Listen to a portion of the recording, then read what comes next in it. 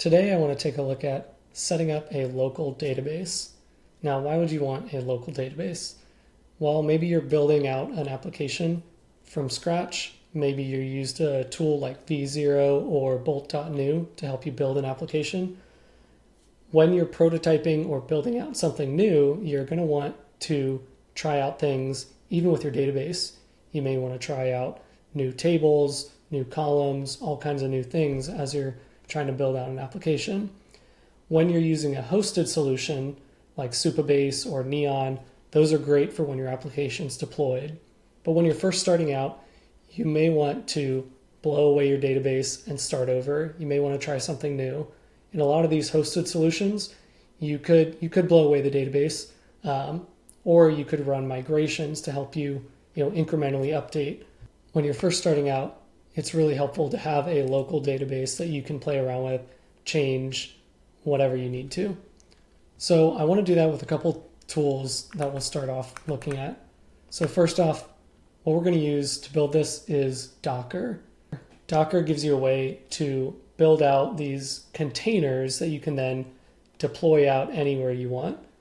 Now, in our case, we're just going to use it for local development to run our local database.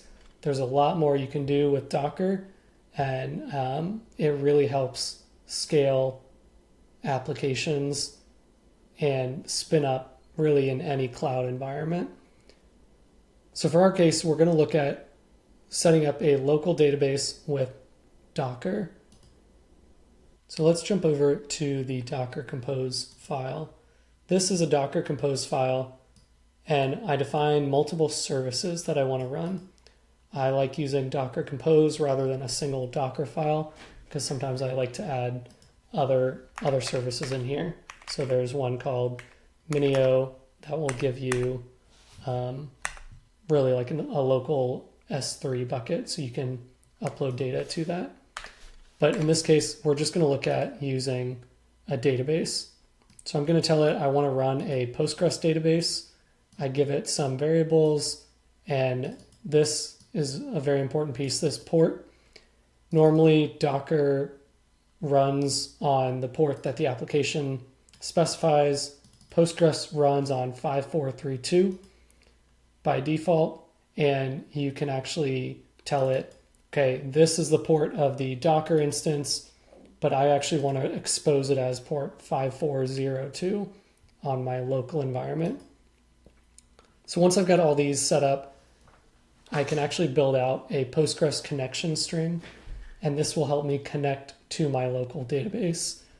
There's lots of ways to connect to a database. You can use tools like Table Plus. You can download this and try it out. You put in your connection string, and you can view your database by clicking around on the different tables, seeing the data. There's also a VS Code and cursor extension called PostgreSQL, and you can set up your connection. So you plug in all the different variables, and then you've got a database that you can access. So I could actually run this. I could start a new query, or I could just grab a query from here. So what this does is sets up a SQL query, gives me a way to view the data in my database. And so when I'm running the application, I like to spin up a docker-compose file, and then I add a package.json script here for the database to start it and the database to stop it. So pnpm run db will spin up my database, and then I can tell it to stop, or I can just leave it running and close it down whenever I need to.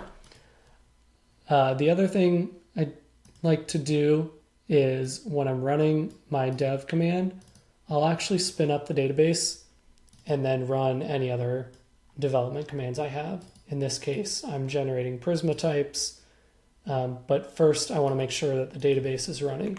So pnpm run dev will actually go, it will spin up my Docker file, which spins up my database, generate my Prisma types, and then I've got an application ready to go that I can jump into.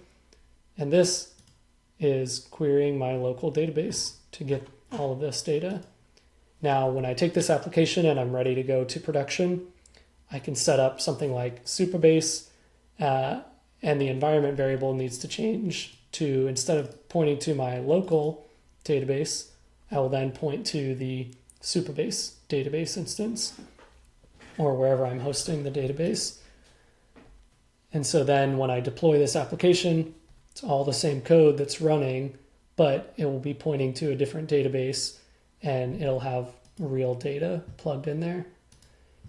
One of the big benefits of using a Docker Compose file is I can take this to any other project that I want to run. I just duplicate this file and I change the port number here. So I want to run the next project on 5403. Now I've got my new connection string, and I'll likely want to change the container name. So whatever the new application is called, that way I can jump into my Docker desktop and I can see all the different containers that are running. So this shows me all the different types of things that I have running. I've run a Firecrawl instance and it spun up a bunch of different things. But this is where you can go to manage these. This is the Docker desktop application. So this is how I spin up local databases so that I can test out a bunch of things on my application. Now in my Prisma schema file, you may use Drizzle or TypeORM or some other tool. You can define your database model and have it apply this directly to your local database using some different Prisma scripts. So Prisma has a seed command that it will start up your database. Prisma will push your schema up to your local database when you run this, and it's a way to really clear out and refresh the data that you have. So thanks for checking this out. If you need a way to set up a local database, I will post this Docker file so that you can copy it all and run your own local databases as you're building out new projects and trying out new things. I know there's a lot more detail to go into with things like Docker and running a database, but this is a great place to start when you want to spin up a new application and try things out. Thanks for watching. I'll see you in the next one.